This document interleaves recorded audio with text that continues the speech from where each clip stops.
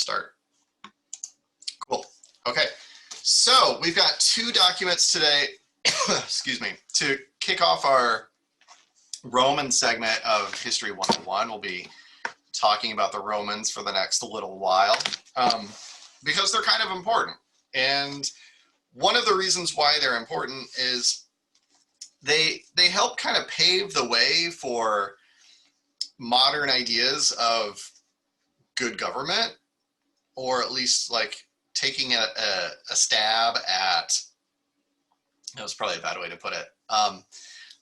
They were making an attempt to form a government that would be equitable and be accessible for the most amount of people.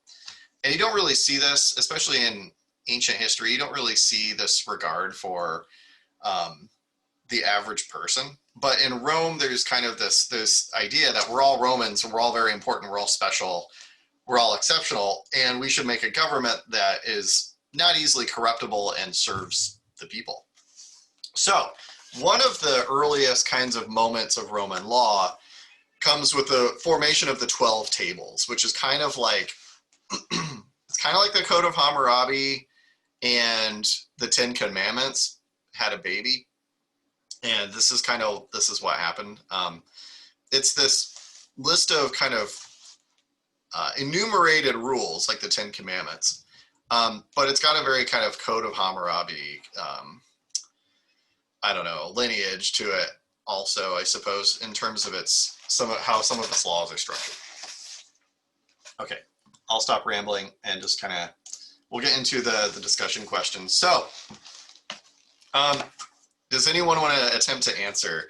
Are the Romans trying to make a fair government according to these laws? What do you guys think? Is there an attempt at equality or at least fairness with these 12 tables? It's definitely more fair for men than women, although they do have some rights, but it's mostly for men. Okay, so there's a measure of equity, but it's split between gender classifications. Yeah, right. Yeah, I mean, this is going to be a common trope, not only for the Romans, but for most of ancient. Like, I feel bad because, like, History 101, it's like, I feel so bad because, ladies, you just get shoved to the corner, like, all the time. And I'll try and come up with, I'll try and, like, when I can, find important documents that deal with women because there's a scarcity of them. We'll read about Joan of Arc later on, for instance. But yeah, okay, so for men, there's more of like a fairness in the justice system, not so much for women. Yeah, Caleb is right.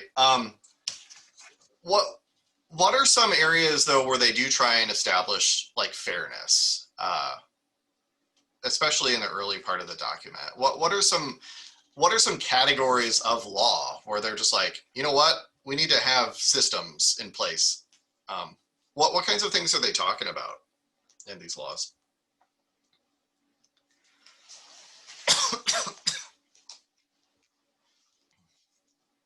Like they talk about for like trials and stuff in court, and how if somebody like doesn't come, like if you summon somebody and he doesn't go, then you can like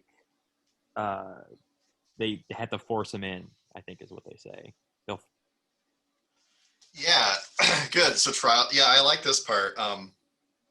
The very beginning, if a plaintiff summons a defendant to court, he has to go. And if he doesn't, the plaintiff, not like the local sheriff, not like, a member of the law enforcement or anything like that.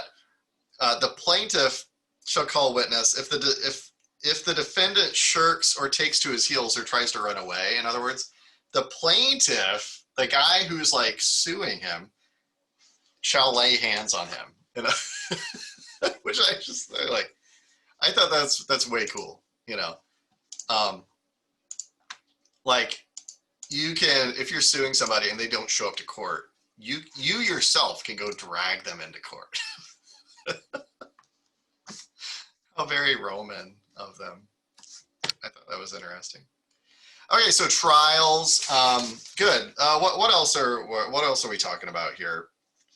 What are some of the main categories of law that are covered in the 12 tables? There's like how to run trials. Good.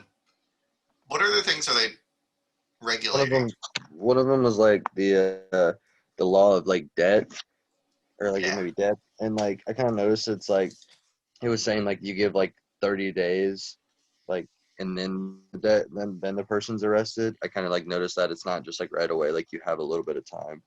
Mhm. Yeah. Yeah.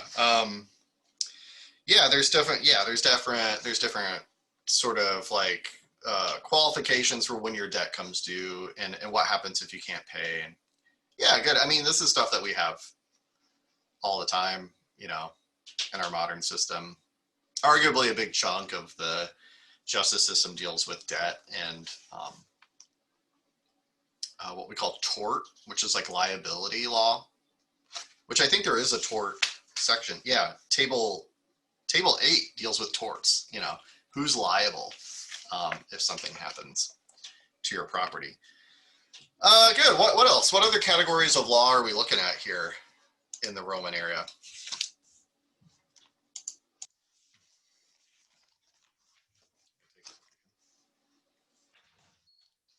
Table 4 deals with the heads of family, patria potestas. We talked about that a little bit on Tuesday, and it's in your book.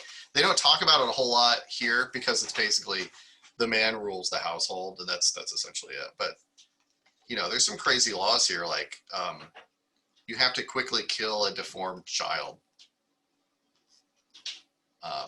No weakness is allowed in Roman society. The Spartans had this too. If you had a kid who was born with, he was born crippled or with Down syndrome or some kind of physical or mental deficiency, you had to get rid of it. You had to kill the kid. It's a very ancient thing. So yeah, we get public law rights concerning land. So like basically this covers a lot of stuff, right? What kinds of things are punishable by paying a fine? Like what kinds of like infractions cause you to lose money or pay a fine? If you break the bone of somebody else, and there's different fines for if you broke the bone of a free man or a slave. Yeah, good, Caleb. So is it stricter? It's a stricter fine if you break the bones of a free man. Is that Yeah, how? Yeah, slave property. So yeah. So here we get this is a very code of Hammurabi thing. If you slap a nobleman across the face, expect to get punished hard. If you slap a slave across the face, no big deal. So we get the same kind of breakdown of, we already talked about gender a little bit. There's a vast gulf between rights afforded to the genders, but there's gulfs between the different classes of society. Okay, so yeah, this is again, there's a taking a stab at creating like a good government that's accessible for the people. But at the same time, depending on your station, you're afforded more rights and privileges than other people.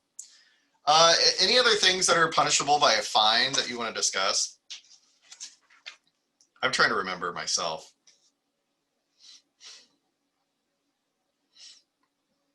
Um, yeah, it's been like a week since I read it, so.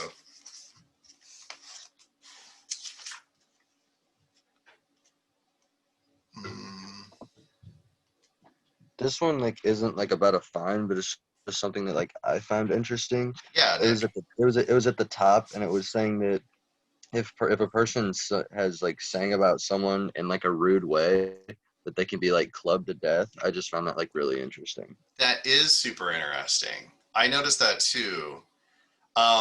We can just move on and talk about capital punishment then, because so basically, if you commit libel or slander, libel is written, right? Slander is spoken.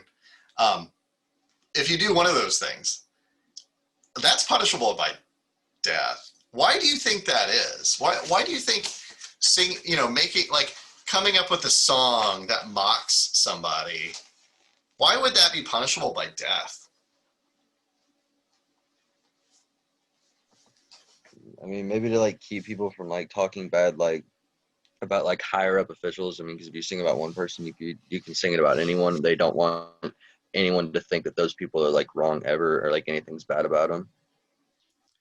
Yeah. Yeah, you can't mock like a senator, right?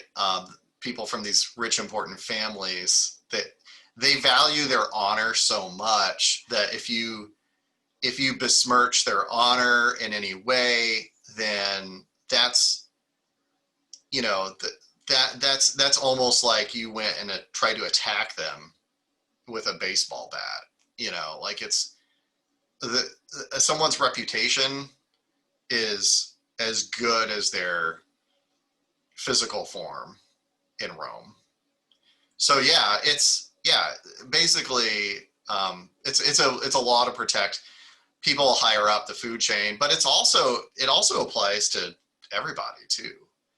So this is one of those rare laws that like applies to everyone, no matter what class of person you're in. You can get clubbed to death if you craft a poem or a song that slanders somebody's reputation. So the way you get around this, and you will see this, well, maybe not in this class. In History 102, we talk about the kinds of like Enlightenment era books that were written criticizing kings. Like if you criticize the king directly, you could get thrown in jail or executed. So what people would do, or the Pope, like the Pope would be a big one. So what you do is you don't write directly about the king or the Pope. You create a fictional character, which everybody knows who this person is, but you say, oh no, I wasn't making fun of the king. I was making fun of this imaginary king of France. People still do that to this day. It's called satire. All right. What other things are punishable by death besides slanderous poems?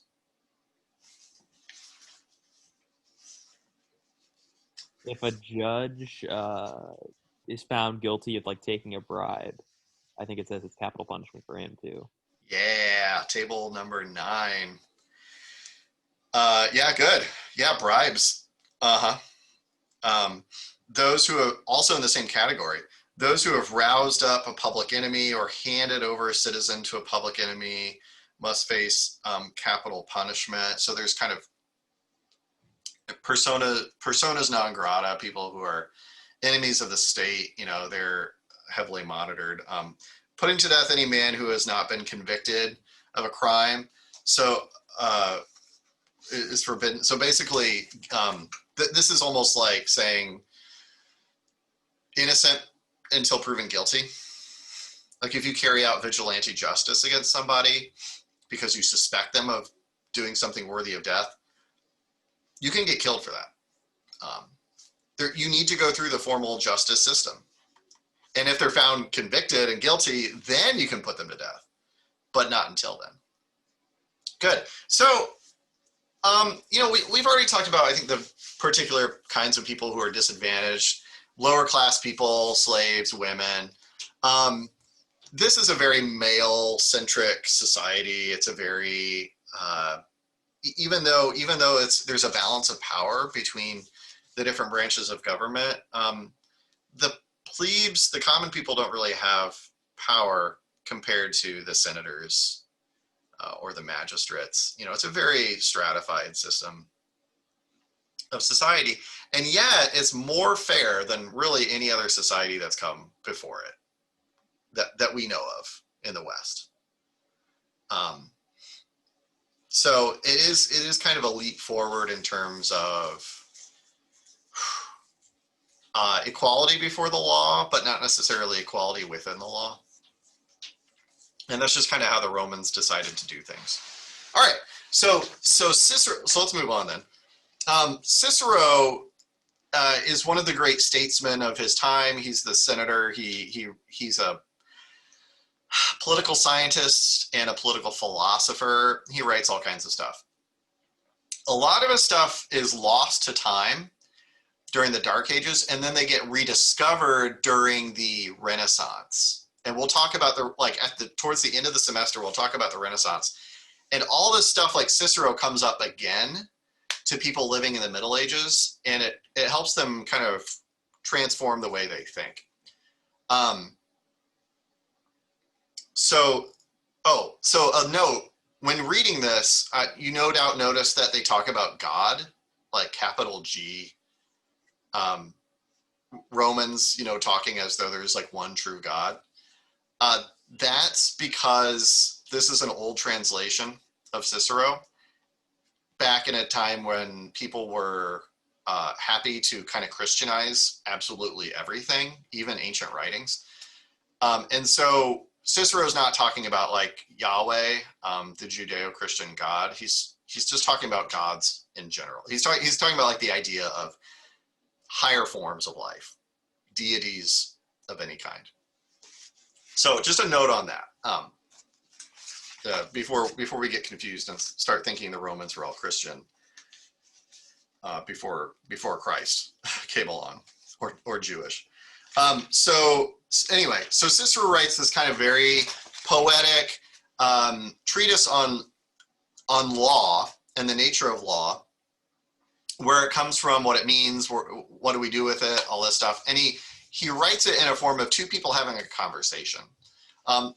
Plato used to do this. Plato would write books, political philosophy, on his teacher Socrates having a conversation with somebody. And this is just an ancient mode of writing. But it's really just Cicero talking through two fictional characters. All right, so according to Cicero then, where does law come from? Like, what's the source of all law?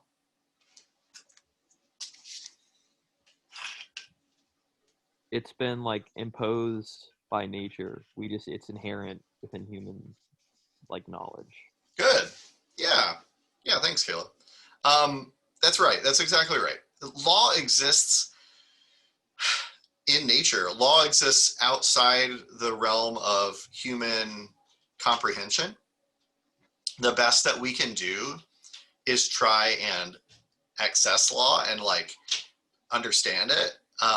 But law exists. Law governs nature just like it governs humanity. And yet it's not a human construct. It's just there. It's just out there floating around.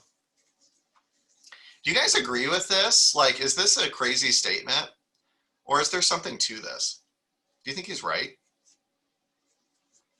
Is the natural world, is like nature governed by unspoken, unwritten law? Or is it all just chaos?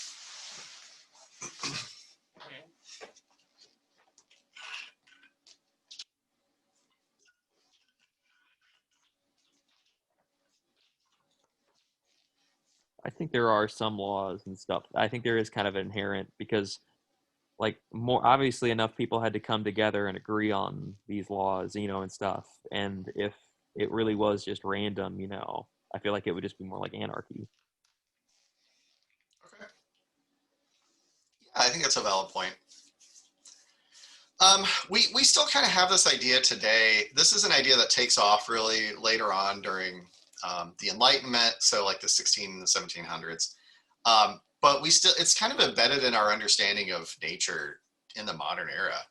Like think of, the law of gravity or Newton's law of bodies in motion,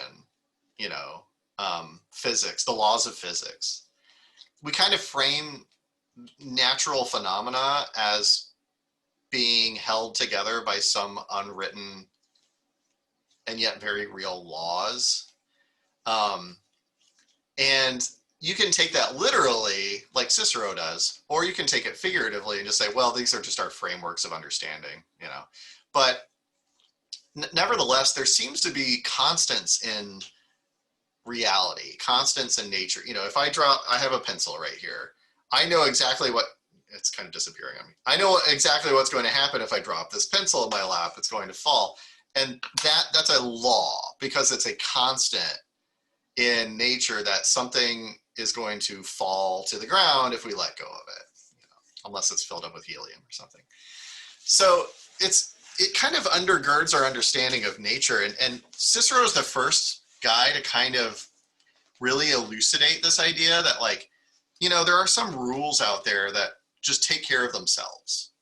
If I jump off of a building because I don't believe in the law of gravity, that's a self-correcting problem. Gravity's going to prove me wrong because the world is in fact governed by certain rules, and we could perhaps think of those as laws. And without those, it would just be chaos, and we wouldn't know. It would be hard to have organized life whatsoever. So, but what is law according to these guys? And I know this is getting really philosophical and deep, but like, is law the stuff that we write down on the 12 tablets, right? Like, is that what law is? Or is law something else?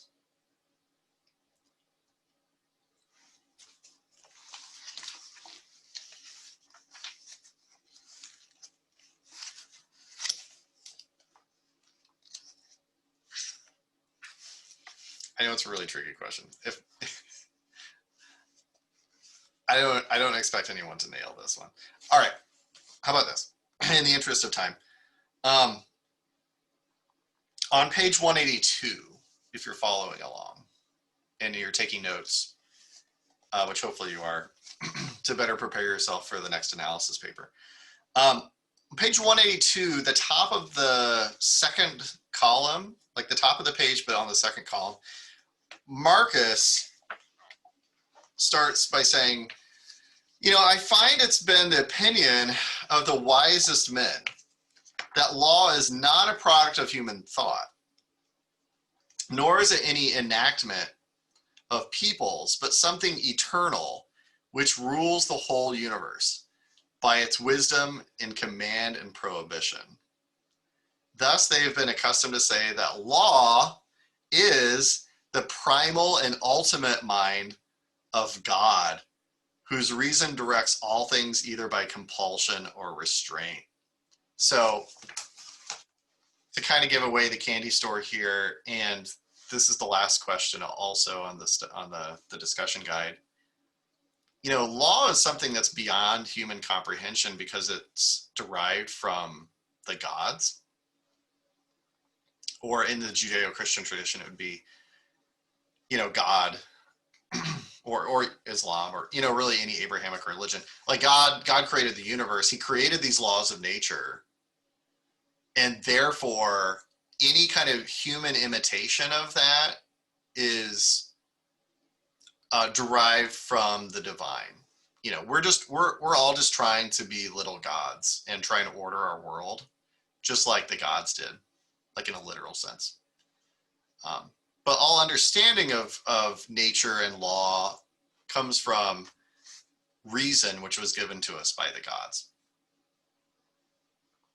So Cicero then, this is my last question for you guys. Cicero takes this really optimistic view that because law is inherent in nature and men and women are created by the gods and we are a part of nature, he's got this really optimistic view that by our very nature, humans want to strive for justice. We want to see justice done, and we want to share justice with one another. Do you guys agree with that humans are all inherently good and seek justice? What do you think? Not really, no. Seth says no. Okay, why? Just a lot of the times you see people do things that either only benefits them, doesn't benefit a group as a whole, or outright takes things down. And to be fair, this is a very gray question. There's no black and white answer. Yeah. But I've never felt the whole, if we just left people alone, they'll do the right thing type mentality. Okay. All right. Good. A very pessimistic take, which is not. I'm not knocking you for that. I sympathize with that a lot. Anybody else? Does anyone agree with Cicero here that, like, people are naturally good and gravitate towards justice and are not selfish? I think when people have been wronged, they want justice, obviously. But I think like even somebody who would be considered like quote unquote good, if you Mhm. put them in a position of like power with the ability to do wrong and get away with it, a lot of people would do it. Yeah. Unfortunately, I don't think you're wrong. Oh wow. Okay, so we're all getting pretty down on humanity right now. Does anyone have any contrary beliefs? Can anyone save us? Anyone rescue us from our pessimism?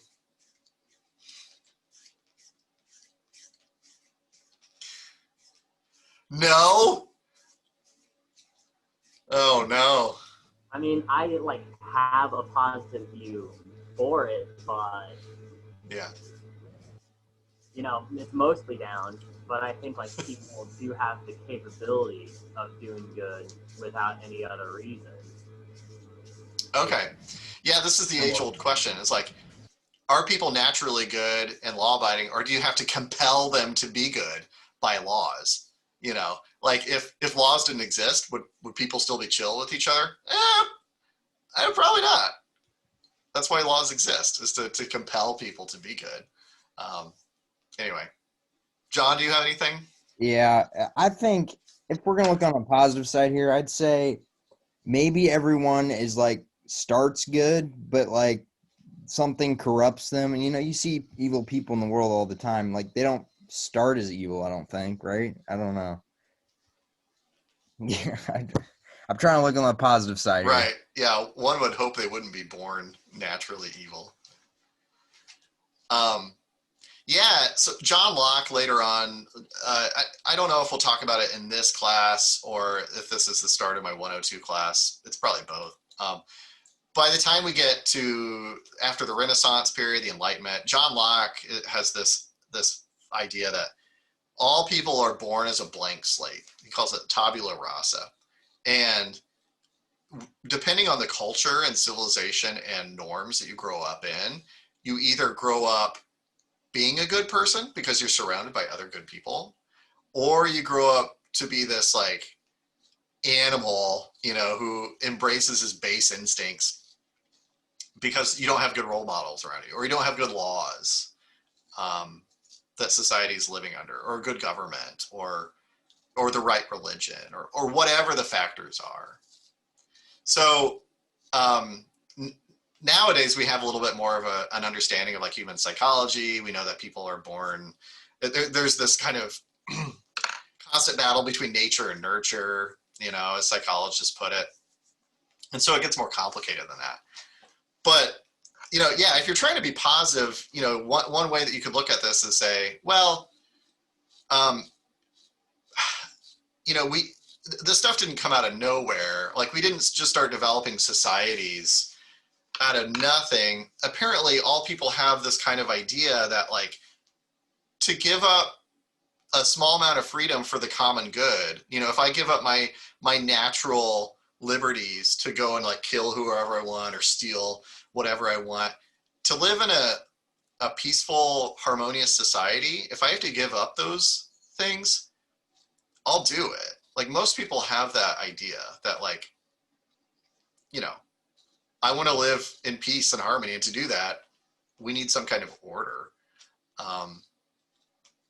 So yeah, it's, the question of if people are born evil is a little bit more complicated, but evidently, at least from Cicero's point of view and from the point of view of a lot of other thinkers, human beings naturally gravitate towards living in society. But if you give individuals power, they tend to screw it up, right? They tend to abuse that power, which we will see next week when we keep talking about the Romans. This whole idea of justice and balance of power and checks and balances, that's all good and well until Caesar's come along and wreck things. So, yeah. So maybe optimism and pessimism are both justified here. Who knows? All right. Well, that's good. That's a half an hour's worth of good discussion. You guys are fully equipped now, I think, to grapple with these documents for the next analysis paper. Are there any other questions you guys have, or anything else you want to say before we go? All right. Well, thanks, guys. This is great. I appreciate you all very much. Thanks for your contributions. We just have the quiz due at the end of today. That's all you got to do for this week. And next week we'll get back on the paper train. But until then, I hope you guys have a good weekend. Let me know if you have any questions about anything. And yeah, I'll see you next week. See ya. See ya. Thanks, Have a Gil. good weekend. Yeah, thank you. You too.